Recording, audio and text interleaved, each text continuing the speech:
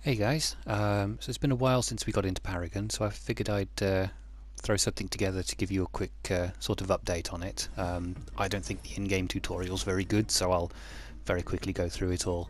As you can see, we've had loads of new heroes added. I'm pretty sure the last time we played, Narbash had just been released. There's been at least half a dozen heroes added since then, so brilliant variety of them now. The card system has been completely revamped. As you can see, you probably don't recognise any of this at all. So the cards have been split into various different flavours, kind of like magic colours, I guess. So you have Chaos, Death, Order, Knowledge and Growth. In each one is supposedly has its own sort of place and in how it works in game. So I'll get into those slightly once the game gets going.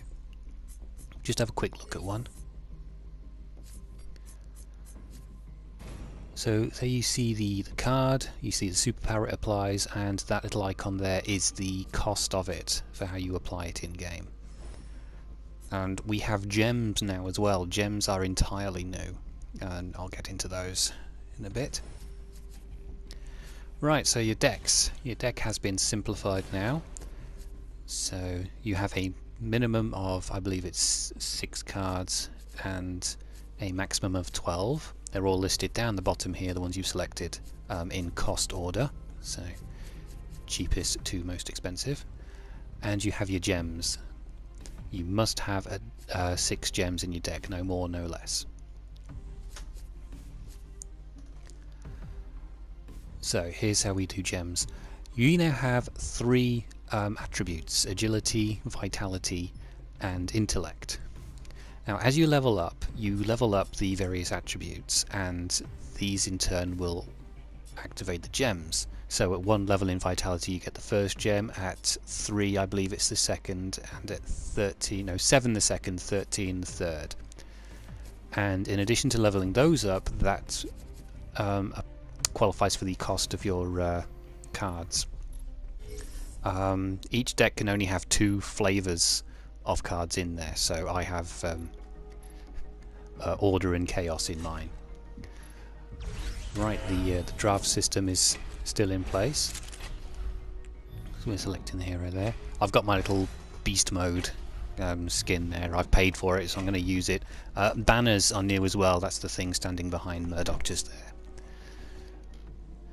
Right, into the game. So you select your deck. Right, you start off with 1,000 and a bit gold. Each level in an attribute costs 1,000 gold, and you earn gold by killing stuff. So I'm going to choose 1 level in agility, which has given me access to one of these cards. These are both 1 agility cost cards. So choose the one, and then choose a slot to place it in. And there we go. And that's also activated my first gem, which is Auto Potion, I believe. You can see that in the stat block there. You also level up your abilities in-game. That's used by tapping and pressing the button there. Obviously, if you've got the PC layout, it's going to look entirely different, so I've only got the PlayStation version. I've activated my shotgun power, Murdoch's sort of defensive shotgun. Right. And as you can see, it looks the same, but it is a lot faster than what it used to be. A lot more chaotic. So we're at the start of the game. This is the game running at its slowest. Now, if you remember how it worked before, it was very, very slow to start with. As you can see now, it's much, much faster. Although I'm using Murdoch, which is one of the slower moving, or slower firing characters anyway. But beyond that, the basic mechanics are basically the same. You know, you guard your minions up to the towers, wander on and blow the towers up. I'm just going to skip ahead a little bit now, bear with me. Okay, kill minions, fill up the blue bar in the bottom, and level up. There we are. So you level up in field, as I said. Back up here, bring up the superpowers, and away you go. I'm going to choose Hot Pursuit, and back into the fray. Okay, so I've taken a bit of a beating, but I've earned a load of coins, so I'm going to just break out, teleport back to home base, and upgrade. So purchase a couple more attributes and apply a couple more cards if I can afford them. Right, like it says, each attribute is 1000, so I've now got enough to put one level in both of them, which has activated all 3 of my gems. I can't purchase that because that is an agility card, but I can purchase that because that is a 1 level vitality card. And now I have 2 extra superpowers in play. That one there, Song of the Sentinel, that's the one I'm mostly aiming for. But I don't think, because this is an AI game and they're fairly simple, I don't think I'll be able to level up fast enough to get it. Alright, off we go. I'm going to skip forward a little further ahead.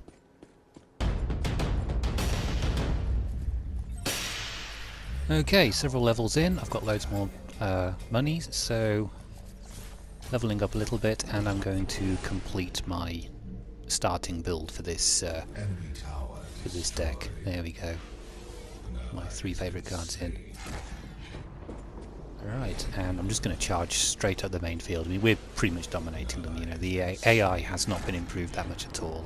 This is intermediate, but honestly, they're a pushover. So I really ought to ramp up the difficulty if you're going to play against AIs yourself. Some trouble with Mordor's there, but I'm just decimating as far as damage is concerned, but she does manage to get away.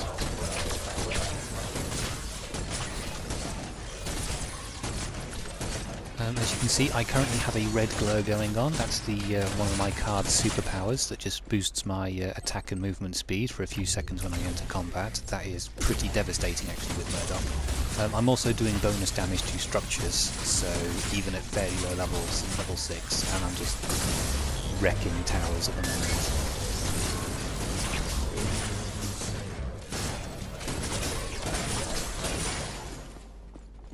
There's my little banner there, which appears when you leave the tower.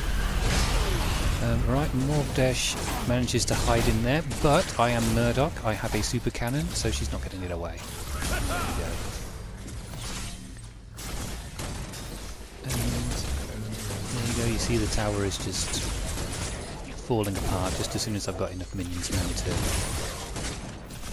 keep me safe. One tactic I go for actually is to take out the ranged minions first. I find that speeds up the amount of minions you can get through. The ranged minions tend to have more health. Of course they're out of the way, so the minions themselves aren't taking them on to the end. Grux I have massive problems with in this game. Murdoch can't take a hit, and the build I've got doesn't really help it that much. So strong melee characters like Grux will just completely decimate me. That was quite risky. I probably shouldn't have carried on engaging Grux at that point, because I think he has actually murdered me half a dozen times by this point. But let's head back. I've got another 3 grand, which I'm probably going to put entirely into into agility. Now I've activated 2 agility superpowers. I've got enough for one of my more powerful cards, so I'm just going to free up everything and apply. I've got 2 choices here: Flag Bearer or Heavy Hitter. Flag Bearer I've found is really, really powerful, so I'm going to pop into that. And I've got enough left over to apply a couple of other superpowers as well, so Living Guardian and Initiate.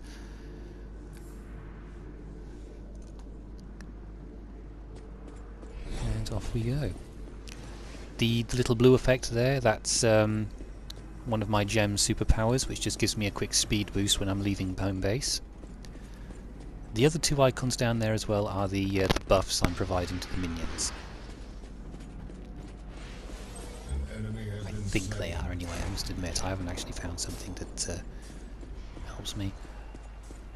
Right, so my little AI partner is telling me to charge at the right lane, so I'm going to shoot off down there.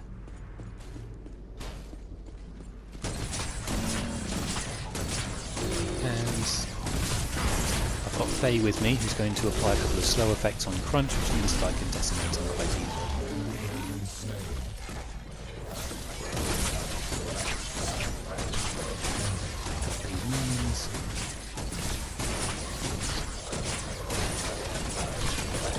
Let's go for the ranged minion first.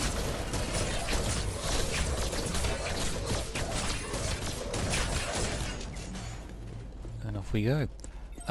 At this point, I think it's safe to say that my team has won. So I'm just playing around right now. Level up, and off we go. Right, well I'm going to skip ahead to the end because it's coming.